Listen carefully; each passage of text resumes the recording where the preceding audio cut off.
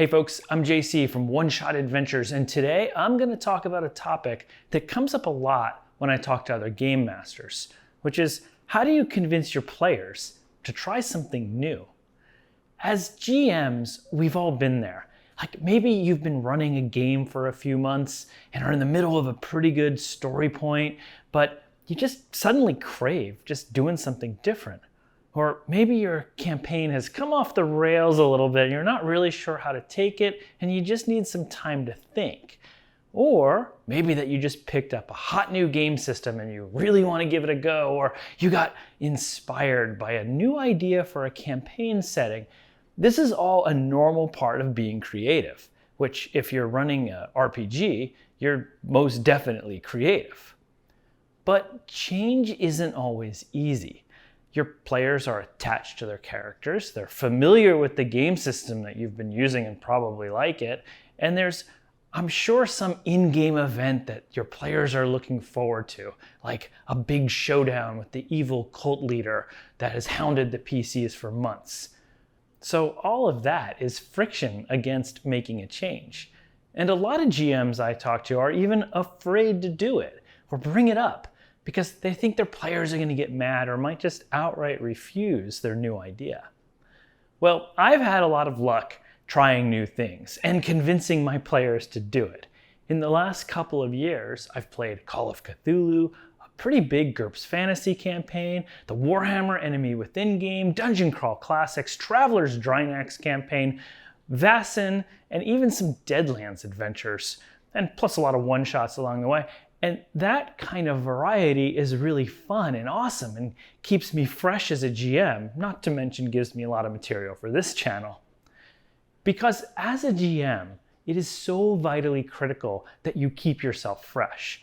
Running a game for your friends just requires improvisation and preparation and creativity and just energy and just a huge encyclopedic knowledge of the rules of your favorite game, and keeping all of that going just takes a lot of time and emotional energy, and if you don't have it or if that starts to fade away, your game's going to collapse anyway. For example, a few years ago, I was running my players through the Great Pendragon campaign, which is just one of the best massive campaigns out there. It's all about like the rise of King Arthur and his eventual fall. It takes place over like decades. It's fantastic. But just as like King Uther Pendragon was about to fall about a third the way through the campaign, man, I just wasn't feeling it. But it was just becoming a grind to prepare each session and just keep it feeling fresh. And I found myself yearning for something with like a little lighter, something with like a bit of a wilder setting. So I made the hard decision to suggest to my players that we try something new, because I knew as a GM I was heading into burnout, and no matter how great the material was or the game was, I'd rather leave the game on a high point than let it just slowly fade away. And that turned out to be the right decision, as hard as it was to talk to my players. By the way, this doesn't just apply to game masters. I know it happens to players too. I talk to a lot of players that kind of wish that they could do something different every once in a while, but they're too afraid to ask their group. And I understand this because as a player, when you ask for a change, like unless you're willing to be the game master, then you're just signing up one of your friends for a lot of work to like set up a new campaign or learn a new game system. So I think that this problem exists on both sides of the GM screen. Anyway, let's move on to my top 5 tips on how to convince your table to try something new. Here we go.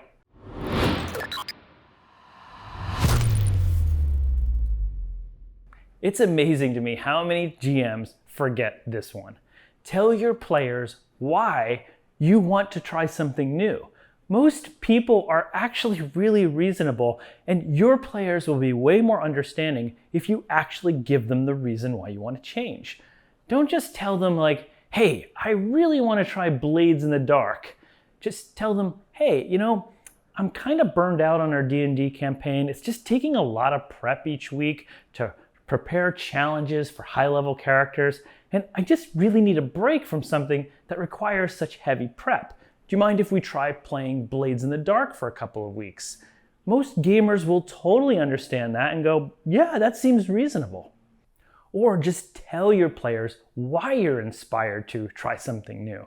For example, with my players, I recently said, hey, I was just reading about this campaign. It's called The Enemy Within. It's supposed to be one of the best fantasy campaigns written in the last 30 years.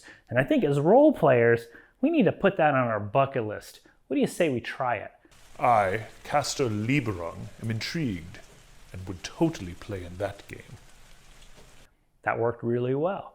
Or, hey, I've been watching a lot of Star Trek Picard. I'm really into it. I think it's such a great show. Kind of been hankering to run a one-shot set in the Star Trek universe. You guys in? Suddenly, players will get where you're coming from. And once you explain why you want to try something, I promise you're going to get way more agreement from your players.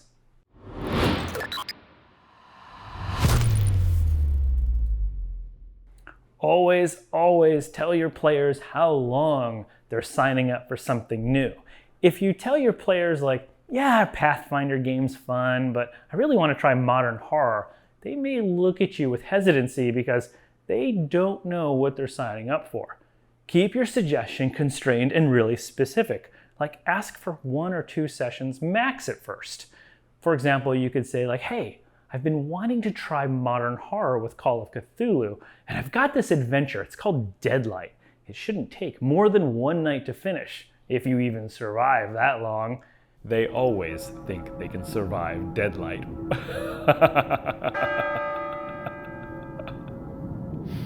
This kind of constrained approach is going to get a lot more people to say yes, because it's just a short time commitment.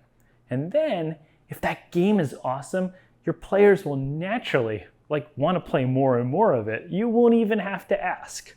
This approach also saves you GMs a lot of time. I've met so many other game masters that have spent months preparing a new epic campaign, and then they only have their players decide they don't really like it after a session or 2. Just don't do that. Prepare just a little bit. Prepare for a couple of sessions, and if your players love it, it's going to be easy for you to keep going down that route.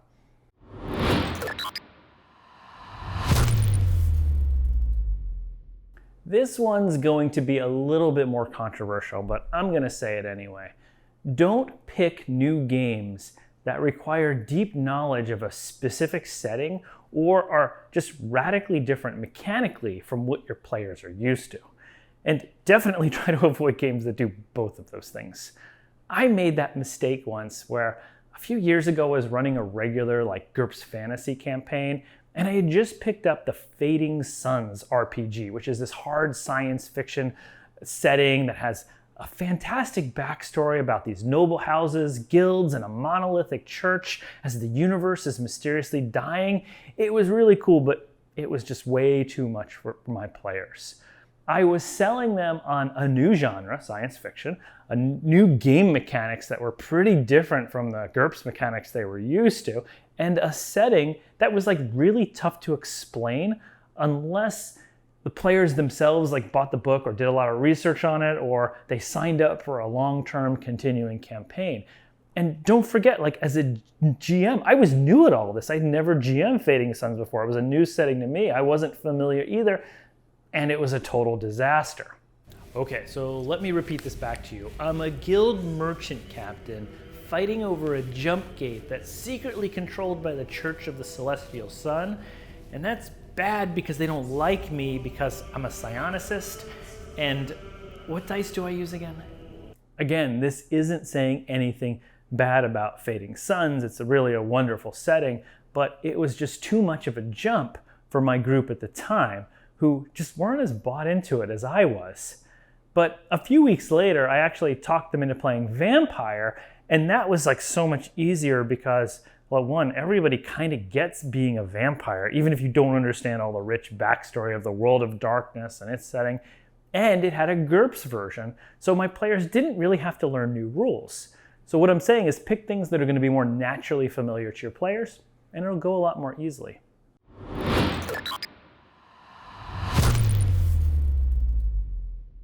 Make it easy for your players to try whatever new thing you have in store for them. This one's especially true if you're switching game systems. Unless your players just love game mechanics and exploring new systems, just keep it simple for them. Provide pre-generated characters for that first session, print out rules references for them, or write a one-pager that kind of summarizes up the basics of the game and its campaign setting. If you play over virtual tabletop, pick a system with good VTT support. There's nothing worse than like fighting with the Foundry controls in something that's like poorly implemented, even for a new game. The more you make it easier for your players to dive in and understand and just play, the more they'll stick around.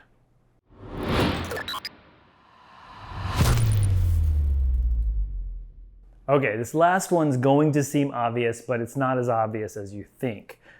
Do your homework to make sure that whatever new thing that you're picking for your players is authentically great. Like, hold the bar really high here. If you're running a new game system, like, really familiarize yourself with the rules so that when you get to the table, you're not stumbling as you play. Put some extra effort into those handouts. Bring some snacks that are in theme for the game that you're playing. And definitely, if you're playing with a pre-made adventure, read the reviews of that adventure so you're aware of the gotchas that you're gonna run into. All pre-made adventures have them. The more research you do, the more you're gonna make that game go smoothly. And if you're writing a new adventure yourself, make sure you put all of your best ideas in it. Don't save cool stuff for later because you might not get to it. The filmmaker Jonathan Nolan, who wrote some of the Batman movies with his famous brother Chris Nolan, had a great quote about movie making that really inspires me when it comes to writing new adventures. He said, "The only guiding principle making Batman was, let's make a great movie. If you have good material, put it in this movie. Don't hold on to it. Don't save it." That is just as true with RPGs as it is with movies. Don't save stuff. Don't try to create part one of an amazing epic 17-part adventure.